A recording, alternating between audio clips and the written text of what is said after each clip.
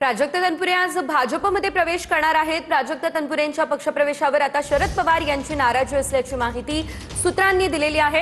काल सुप्रिया सुळे यांची प्राजक्त तनपुरे यांनी भेट घेतलेली होती। दबावापोटी निर्णय घेत असल्याची तनपुरेंची भूमिका आहे, अशी माहिती सूत्रांनी दिलेली आहे।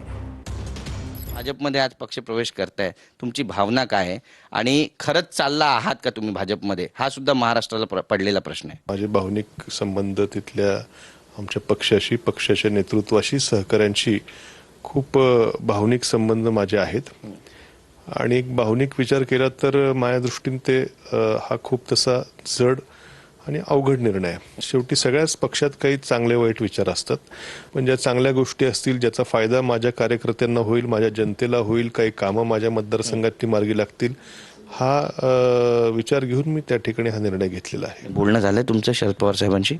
नाही, मी सुप्रियाताईंशी बोललो, थोडंसं विश्वासात घेऊन माझी काय अडचण आहे, माझी काय परिस्थिती आहे, हे मी त्यांना जी काय खरेखुरं माझ्या मनातलं ते बोललो त्यांच्याशी। भाजपकडून तुम्हाला काही ठोस आश्वासनं देण्यात आले? हा, विधान परिषदेचा विचार होऊ शकतो। निश्चितपणे विधान परिषदेच्या माध्यमातून जर काही संधी मिळाली तर त्या संधीचं सोनं करण्याचा प्रयत्न माझ्याकडनं होईल। कॅमेरा पर्सन सिद्धेश नाईकसह गिरीश गायकवाड, TV9 मराठी, मुंबई।